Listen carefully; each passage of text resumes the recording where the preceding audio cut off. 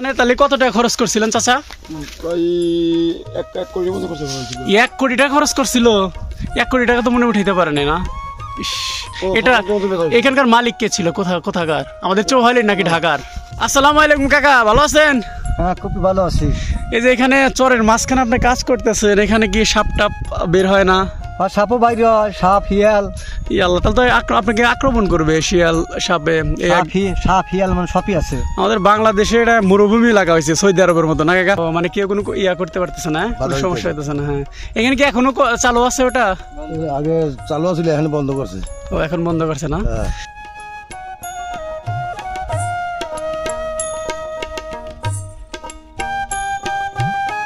আসসালামু আলাইকুম প্রিয় দর্শক, আমি এখন অবস্থান করছি সিরাজগঞ্জ জেলার চৌহালি উপজেলার বিস্তীর্ণ চরের বুকে।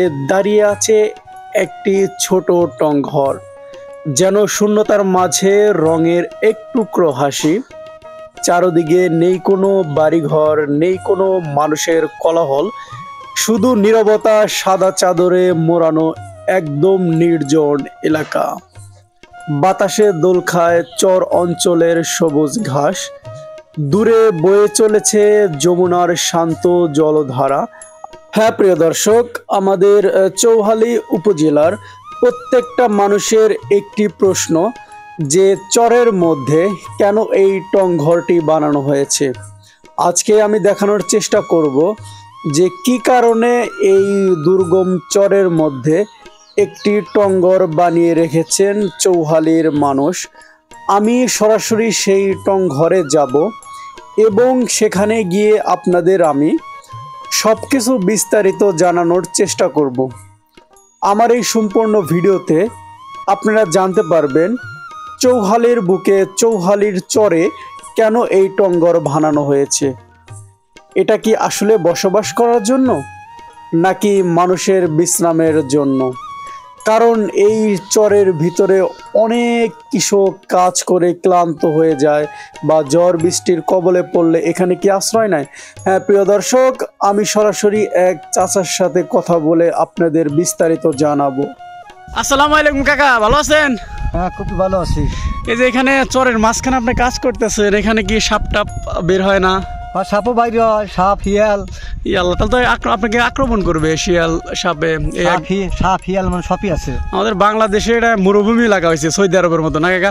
আচ্ছা, মূলত আমি আসছি হচ্ছে ওই যে আপনার চরের মধ্যে যে টং ঘরটা দেখা যাচ্ছে, ওইটা মূলত কি করে ওইখানে বসবাস করে না? কি জন্য বানাইছে মূলত? ওইটা বসবাস তো করে না, ওরা একটা মেল বানাইছিল। মেল এই দুর্গম চরের মাঝখানে কিসের মেল বানাইছিলেন? ওই যে সিসার পাক পাতিল আছে, এই মেল। ও, সিসার পাক পাতিল বানিয়েছিল, এটার মেল না? এখন কি ওই মেল বন্ধ হয়ে গেছে? মানে মেল বন্ধ মানে মানে যে মেল করছে ঢাকা থেকে মনে করো বাদ দিয়ে থিয়া লাগেছে। ও, মানে লোকসান হওয়ার কারণে লাভ হয় না, ও এজন্য চলে গেছে। হ্যাঁ, ওকে, ধন্যবাদ। আসসালামু আলাইকুম কাকা, ভালো আছেন? ওইখানে টং বাড়ি কি জন্য দিছে? ওটা হলো সিসার মেল। ও, মানে মেল কারখানা বানাইছে এই দুর্গম চরের মধ্যে। কেন কাকা বানাইছে? আরাম মতো ই করে পারতেছে, কেউ যুক্তিবাদী নাই। ও, মানে কেউ কোনো করতে পারতেছে না, কোনো সমস্যা হইতেছে না। হ্যাঁ, এখানে কি এখনো চালু আছে? ওটা আগে চালু ছিল, এখন বন্ধ করছে। ও, এখন বন্ধ করছে না?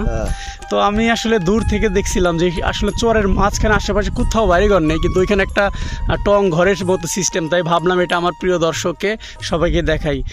যারা যারা চৌহালিতে আমার ভিডিও দেখেন তারা অবশ্যই ভিডিওটি শেয়ার করে দিবেন। ধন্যবাদ সবাইকে। চাচা, আচ্ছা ঠিক আছে, ভালো থাকবেন। হ্যাঁ, ওকে।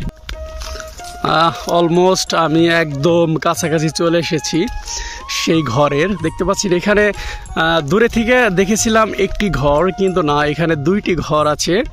আমি অলরেডি সেই ঘরের কাছে চলে এসেছি। টং ঘর দেখতে খুবই সুন্দর, কিন্তু একটি বিষয় হচ্ছে আশেপাশে কোথাও বাড়িঘর নেই। এটাই হলো সবচেয়ে বড় কথা। কিন্তু এখানকার পরিবেশটা খুবই শান্ত, দেখতে পাচ্ছেন? এখানে সুন্দর একটি ঘর। এখানে আমি এসে দেখতে পাচ্ছি যে একদম নির্জন, কোনো মানুষজন নাই। মানুষ থাকবেই কিভাবে? একদম এখানে তো কেউ বসবাসের উপযোগী না। এখানে একটি ঘর আছে, এটি ভেঙে গেছে। আর একটি ঘর এখানে আছে, দেখতে পাচ্ছেন? ওইখানে একটা চাচাকে দেখতে পাচ্ছি, একটু কথা বলে জানতে পারবো। আসসালামু আলাইকুম কাকা, ভালো আছেন? এটা এটা কিসের জন্য বানাইছিলেন? এই যে কোম্পানি। ও সীসা কোম্পানি বানাইছিল। হ্যাঁ। এখানে আপাতত কি বন্ধ? এটা বন্ধ, বর্তমান বন্ধ। কারণ আমলি সরকার আড়া গেল, আমলিকের লোক আসছিল পালাতক। ও এজন্য দেখতে পাচ্ছি যে এখানে অনেক প্লাস্টিকের ইয়াটিয়া দেখতে পাচ্ছি। এই সব এখানে আর 10 লাখ টাকা মাল ছিল, সেগুলো এখন জায়গা জায়গায় পোলা বানিয়ে ফলাফল সব নষ্ট হয়ে গেছে। হ্যাঁ, বিশাল বড় একটা লস খাইছে। এগুলো দিকে মূলত পাতিল বানাইতো। ও হ্যাঁ, পুরা ও পুরাই তো, এটা পুরা একদমই করতো না। চাচা অনেক সুন্দর করে আমাদের বুঝিয়েছেন। আপনারা অনেকেই জানতে চেয়েছিলেন যে ওখানে মূলত কি বানানো হয়, সেই জন্য আমি অনেক কষ্ট করে, মোটামুটি তো 30 মিনিট লাগলো হেঁটে আসতে, অনেক দূর। এখন কি করতেছেন এখানে? ও এই যে গুছা কাটতেছেন এগুলো। হ্যাঁ ওকে, ঠিক আছে, ভালো থাকবে না। তো আমি এখন আপনাদের একটু ভিতরে গিয়ে আপনাদের একটু দেখাই যে আসলে ভিতরে কি সিস্টেম এটার। এখানে এই যে দেখতে পাচ্ছি এখানে অনেকই লস হয়ে গেছে। যিনি করছিলেন, যে করছিলেন, এই যে এটা পাথর, এটা আমি কখনো বানাতে দেখিনি। সীসার পাতিল বা সীসার জগটক বানাইতো, ওইগুলা এখন কী দিয়ে বানায় আমার জানা ছিল না। যে এখানে আসলাম, এখানে মূলত এসে জানতে পারলাম যে এখানে ছিল আপনার সীসার পাতিল বানাতো। এই যে দেখতে পাচ্ছেন এখানে, এই যে এটা হলো চুলার মতো, এটা লোহার, দেখতে পাচ্ছেন। এটার ভিতরে এগুলো জাল দিয়ে তারপরে সীসার পাতিল বানাতো, পাতিল জগ। মহিলা মানুষ আপনারা যারা ব্যবহার করেন তারা অবশ্যই বুঝতে পারবেন। দেখুন এটার ভিতরে এটা এরকম, এখান দিয়ে কালো ধোঁয়া চলে যেত, দেখতে পাচ্ছেন প্রিয় দর্শক। শত অপেক্ষার পরে আমি আপনাদের সম্পূর্ণ প্রসেসটা দেখাতে পারলাম, এটা আমার খুবই ভালো লাগছে। ভিতরে এরকম, ভিতরে আর কোনো কিছু নেই, দেখতে পাচ্ছেন অনেক পুরাতন। এটা ওই যে এখানে আগে পাতিল বানাতো, এখন আর বানায় না, সীসার পাতিল এগুলো বানাতো, দেখতে পাচ্ছেন। এখানে তাহলে কত টাকা খরচ করছিলেন চাচা? 1 কোটি টাকা খরচ করছিল। 1 কোটি টাকা তো মনে উঠাইতে পারেন না। এটা এখানকার মালিক কে ছিল? কোথাকার? আমাদের চৌহালির নাকি ঢাকার দূরের? ও রংপুরের মানুষ আসছিলেন। ও আমাদের মানে শেয়ারে ছিল। আরে অনেক টাকা লস খেয়েছে না কাকা?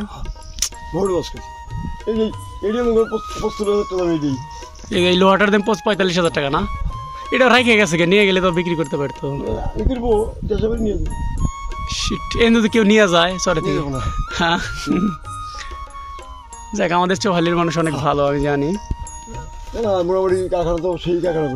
অনেক করছিল, দেখতে পাচ্ছি অনেক টাকা খরচ করছিলেন। লাভ হয়, লাভবান হতে পারে না, বিশাল ক্ষতি হয়েছে। হ্যাঁ